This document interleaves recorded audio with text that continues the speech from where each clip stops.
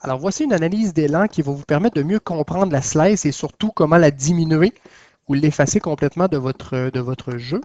Alors ici, sur l'image de gauche, vous voyez que dans le cas d'un professionnel de golf, l'élan arrière se fait toujours dans une position de tige de bâton qui va être plus verticale et une descente par la suite qui va être plus horizontale.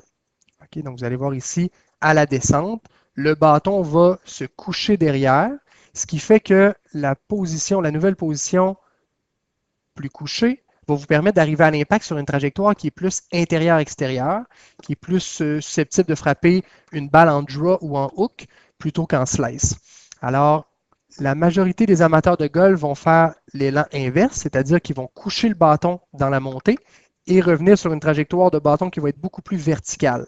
Donc, prenez le temps de placer votre backswing dans une position plus verticale, comme si vous vouliez monter vos mains davantage vers le plafond, vers le ciel au backswing. Et quand vous allez démarrer votre descente, assurez-vous que la tige du bâton se couche ici derrière vous avant de vous présenter sur la balle. Donc, ça va amener votre tête de bâton sur une trajectoire plus intérieure-extérieure. Avant de travailler sur ce point-là de montée et de descente, assurez-vous que dans un premier cas, votre prise est assez forte. Okay? Donc, vous voyez ici sur l'image de droite, la prise est davantage dans les doigts que dans la paume. Okay? Donc, la majorité des amateurs de golf qui vont slicer débutent leur swing avec une prise qui est trop faible.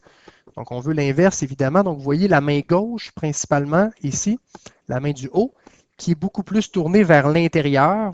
Okay? Donc, le pouce gauche va se retrouver à l'intérieur de la prise de bâton, ce qui va permettre à la face de bâton de se replacer dans une position plus fermée à l'impact. Donc, davantage de chances de frapper un draw plutôt que la fameuse slice. Okay? Donc, une prise forte et dans un deuxième cas, un backswing qui va être plus vertical et un downswing où est-ce que vous prenez le temps de coucher le bâton avant de vous présenter sur la balle. Alors voilà, bonne pratique.